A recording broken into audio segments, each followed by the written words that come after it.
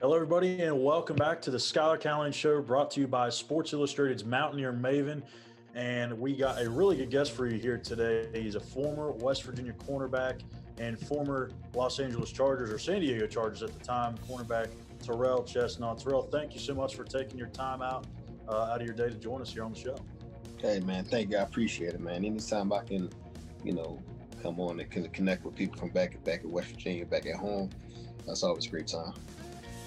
Awesome. And go ahead and just kind of tell us what you've been up to since you left West Virginia, what you've been up to nowadays, even though you're in quarantine, what's kind of the things that you've got going on? Well, after I left Morgantown, I had a stint with the Chargers until I had messed my hamstring up. Then went back to school, finished, went back to West Virginia, helped out Mike Joseph and the staff there. And then I came back out to San Diego. I met my girlfriend, so I've been out here with her, and just kind of rebuilding my life. But right now, what I'm doing is I'm in the financial industry, trying to learn a lot of the things that I did not know in college. I didn't know anything about investing and managing money and credit and things of that nature. So trying to learn that so that way I can get into public speaking and go to different universities and teach financial literacy to some of these kids that don't. A lot of people sign $1 million contracts, don't know what to do with the money. So that's kind of what my game plan is. But while I'm quarantined, I'm just game planning and chilling with my girl. We got a little puppy, and just trying to stay safe, man. Yeah, I know how that puppy thing is. We just got one ourselves, a coon hound, so he's been driving us crazy a little bit. Yeah, we have that sniffer gets him going. We have a little it's a Shih Tzu mixed with a Lhasa Apso. And he's quite the character, man. Handful, I'll say. Oh yeah, they'll keep you busy. That's for sure. They're entertaining too. Oh, for sure, absolutely. Especially for quarantine. Man, he's a little brat though, but he's a joy to have around. Yeah, and actually, that's a good thing that you just brought up. Talking about how these kids really don't know exactly the business side of things when they come outside of the college football level. In West Virginia, they just partnered up with Jeremy Darlow, who is one of the true, really good self-advertising or self-branding type of people out there in the business world. So this is something new that West Virginia is going to get put together, a plan to help these student athletes learn what's going on in the business world, what they can do to expand their brand, especially with this name, image, and likeness thing that's about to take place. That's major. How beneficial do you think this is for these guys in the future? What would this have done for you had you had it when you were at West Virginia? It would have been. It's huge. The first thing I tweeted to Coach Neal, I'm like, Coach Brown, I'm like, this is huge. To be able to set these kids up for success for life after football. Because at the end of the day, for 95% of the players on the roster, football's going to end after their 4 years. You know what I mean? So This is major. I've always been a firm believer that we're a walking advertisement. But when we conduct ourselves in public, everybody's taking a look at it and they're placing their own judgment upon you. So if you can look at yourself as your own business, your walking advertisement, then mixing it up with what they have going on right now, it's going to be ridiculous. It's going to be. Oh, excuse me. All right, there you go. It's going to be amazing. A lot of these kids will really understand the business type. It's going to unlock their entrepreneurial spirits, and it's going to allow them to make some money off their likeness too. Oh yeah, absolutely. I don't know what's taken so long, in my personal opinion, for the NCAA to do this. I mean, they're really just stealing money at this point. Oh, absolutely. I mean, it's something that I think has been long overdue. And personally, I mean, I don't know, they're probably not going to go this far, but they should go back to say like the last 3, 4, maybe even 5 years into players that, were in these similar situations. They should be getting payments themselves. Some of those guys that maybe even going as far back as to being on the NCAA video game. I mean, that's just making money off of someone else's name, image, and likeness, and not.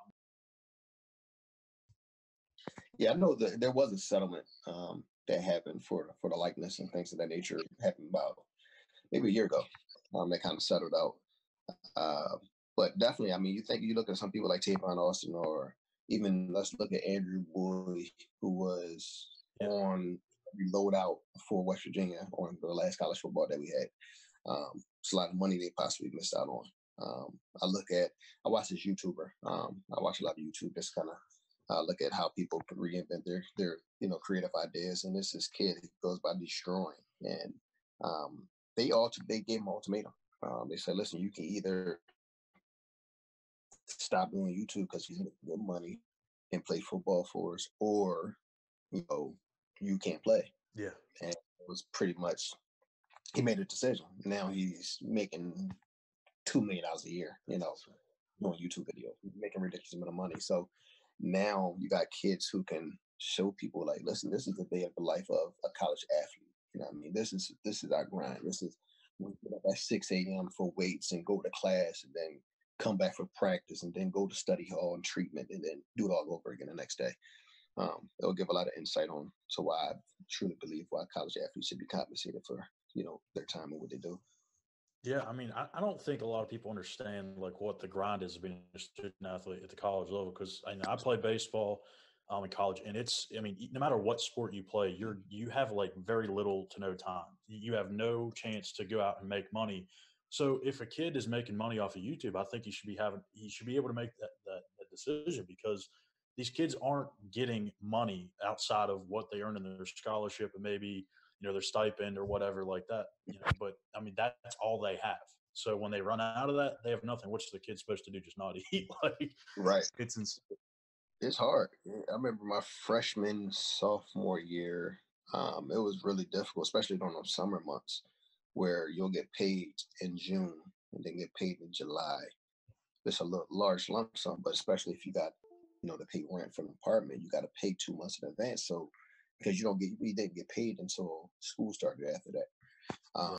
It was hard. There was times where people ain't had nothing to eat, and it was really difficult. And I think it changed after the NCAA tournament when Sebastian Telfair, who I forget who it was, but said, "Listen, man, it was times where I didn't have food, and we're struggling." And the NCAA changed that to where we can have meals all year round. But people don't look into that.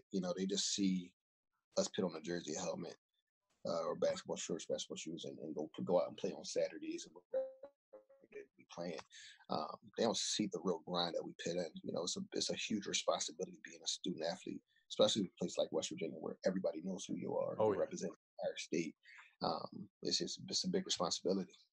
Yeah, actually, I just listened to, I think it was Marcellus Wiley on First Take that just said something about how everyone looks at it as student athlete, and that's how it should be. But in the real world, people hate to admit, but it's really athlete student. The way that Yeah. the balance is, they're there for athletics, even though education is important. Mhm. The way that the balance is, it heavily leans towards the athletics. But going back to what you were, known for, the West Virginia years that you had, going back to as far as the TCU game that we Mhm. talked about briefly, just talk about what some of the greatest moments that you had when you strapped up for the blue and gold.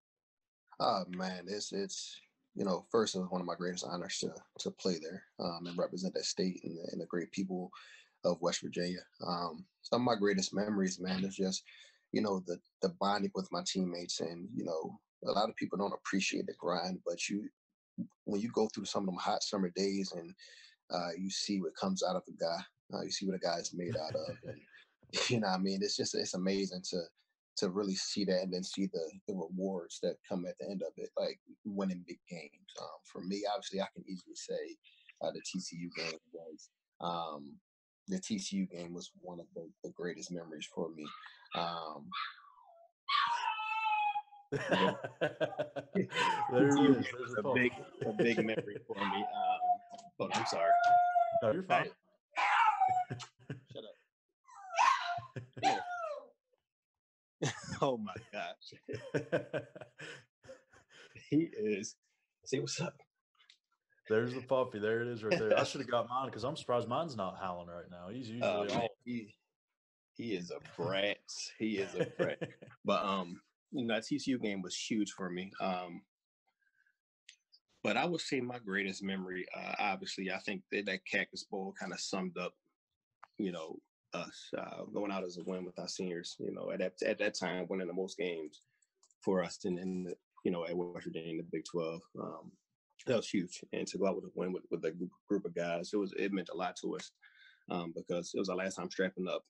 Very emotional, and then just got to see how everything came full circle. We had a really great first year, even though most of us redshirt and went in the Orange Bowl. And then we went down a downhill trend, going 7-6, losing in the Pinstripe Bowl, and going 4-8. Next year, and then rebuilding the program, which kind of helped springboard to where it's at today. It meant a lot, and I think that Cactus Bowl kind of summed up our career there. And I think that's one of my greatest moments because that's my last time playing for West Yeah, Virginia. that season was kind of an up and down season. That had got off to a really good start, and then you had the brutal month of October that I don't think anybody wants to talk about. I mean, I don't think the Big 12 could have done West Virginia any more tougher than what they had. I think it was Baylor, TCU, Oklahoma, and I can't remember who the other one. Uh, Maybe it was we Oklahoma went State. state, went Oklahoma State, Baylor, went Oklahoma State. Might have been Oklahoma State, TCU. No, Baylor than TCU. Played TCU Yeah, on a Thursday night, and that was a rough stretch. And then at the same time, the morale of the team went down. We lost Carl. yeah. You lose Carl to ACL. Um, we were banged up. A lot of people my shoulder was dinged up. Worley was dinged up. A lot of people were hurt, and it was very difficult. Yeah, It and was talk very about some of the pieces of that defense. I mean, you had a ton of talent. Nick Kwiatkowski's now with the Raiders. You got Worley, who's now just signed with the Dallas Cowboys. We had him on the show last week. Carl Joseph's now with the Cleveland Browns. You had KJ Dillon, who spent time with the Texans. Yourself with the Chargers. I mean, there was just so many NFL guys on that defense. I mean, are you surprised that there was that many guys that made it? I'm not. Um, because the one thing we did was we always push each other to be better. I mean, you look at Carl from the time he walked into West Virginia, he kind of set himself aside from people. He was going in there getting extra work, and as a freshman, and clearly there's a reason why he was a first round draft pick. Um, and then Worley was super hungry as soon as he came in. His situation, coming from Philadelphia, and a lot of people's expectations for people coming out of the city like that is very low. And for him to change the narrative and go out there and compete at a high level as a freshman and make a name for himself, it was major. But we always kept each other accountable, and just push each other every day in practice to get better. You just look at it, from the ground up. Kyle Rose, you got Drayvon, who was a freshman at the time, who's doing well now. You got KJ Dillon, who was with you. Our defense was just littered with a lot of talent, and and some people blossom early, and people like myself who had a lot of injuries, who came along towards the last 3 seasons of my career. Um, it was just amazing to see how everything manifested, and then to see everybody's dreams come true, no matter how long it lasted, was amazing. Right now, talk about your story, how you got to West Virginia. What was your recruiting process like? What sold you on West Virginia? Just kind of go through what that process was like coming out of high school. My recruiting process was ridiculous. I had a lot of offers coming out of high school. Uh, it was a difficult decision because I knew I didn't want to go too far from home. I was with living with my grandmother and my brother and my mom. I didn't want to be too far away from them. Being as though my grandmother raised me, she was getting older, a little bit of health issues. So my recruiting was pretty. I was like, all right, I'm gonna consider the Big East because most of the schools, Rutgers, Pittsburgh, and West Virginia, they're all they're all remotely close. So for me, initially, I committed to Pitt. I was sold on becoming a doctor. You look at UPMC, one of the greatest hospitals, on that side.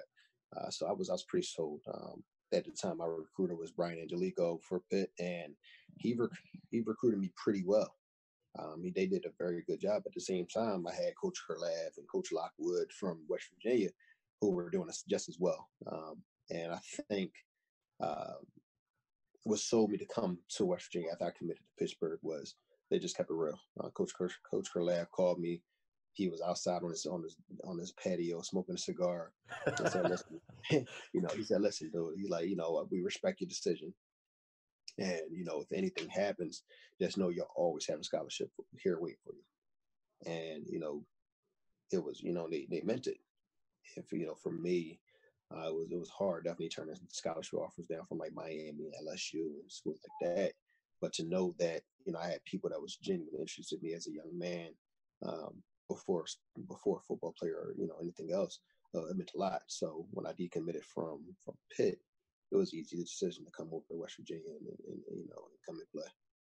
Yeah, I'm sure a lot of people probably didn't even know that you were committed to Pitt. So Yeah, well, yeah. you may have to watch your Twitter mentions here in the next couple of days. Yeah, I think a lot of people knew. I think a lot of people knew just because, like I said, I think if social media was more prevalent now, the way that now than the way it is now, um, Yeah. it would have been a different story. Oh yeah. But you know, it was a big deal when I switched. I seen a lot of people, ESP, what that means. So, Yes, so yes. I actually remember the day that you committed to West Virginia or made the decision to move over. I just had been watching ESPNU at the time, and I saw it scroll across the bottom ticker. I was like, all right, they got us flipped, so that's awesome. But yeah, so talking about that TCU game, we talked about it a little bit before we got on here. Just kind of walk us through that scoop and score play where Javon Boykin was looking out towards the sidelines, and you come up, you scoop the ball, and you score. I didn't really think that there was a chance that you have enough path to get into the end zone, but you found a way to get in. Just talk about that play, break it down for us. so we was in cover three, and we was in cover three, and I think that's the that was the best play for us defensively. Everybody was doing what they're supposed to do. They came out on the first attempt complete. I thought I had interception, but I obviously judged it wrong. But the one thing that you know I pride myself on is never stopping, never quitting. So I was able to get my hand in there and rip it out. Got the perfect bounce. Like you can never ask for a better bounce. Got the perfect bounce, and KJ Dillon just led the way. I literally just followed him into the end zone the whole time. It had everybody blocking, quit Noble, um, and I just knew I had all I had to do was break the plane. But KJ Dillon is the reason I got in there. He blocked maybe two or three people to get me in the end zone. So, um, but that play right there is just summed up how the game was going through the first half, the first three quarters. Right. Everything was going on our side. We had a big momentum shift from when Dreamer scored that touchdown, the drive before. So it was big, and just going out there and just playing to the whistle, playing West Virginia style defense was kind of a result of that, and just never playing to the whistle, and good things happen. Yeah, college game day was there. The weather was absolutely crazy. I remember when we first got there, it was like half sleeting, half rain, snow. I mean, cold, windy, just the Hmm. most ugliest weather you could possibly ask for college game day. And it Yeah, arrived. But absolutely. talk about that last play, or what wasn't necessarily the last play, but the play that essentially won the game for TCU. The heartbreaking play that kind of crushed the soul of the defense. That's you know that's what happens when you have 10 people on the same page. When the defense is not on the same page, you need all 11. When you have only 10 people on the same page, and then maybe one or two, I would even say 9 people on the same page, and two not. Um, that's what it came down to. We were supposed to be in cover three. Supposed to be in cover three. The call never got over to the other side, and that's on us as a defense. We should have been communicating with hand signals or gestures, like, listen, this is what we're in, um, and we didn't. And that's how I was playing cover two. We was playing cover three on the backside, and Kobe Lesson B ran a streak and got open. I thought Trevon Boykin was going to come over to my side and throw the Doxson. I was waiting. I was hoping because I knew I had to jump on it. I was in great position. He seen my leverage, check backside, and seeing Kobe Listen be going up the sideline. So yeah, that's what it is, man. We didn't communicate, and that's a result of it. And it put him in field goal range, and ultimately led to that game-winning field goal. Yeah, that was a absolute heartbreaking loss. Oh man, I don't know if there's ever been a game really in the last 5 or 6 years that have been where West Virginia had that big a lead, and then all of a sudden, just things just started tumbling down the other way.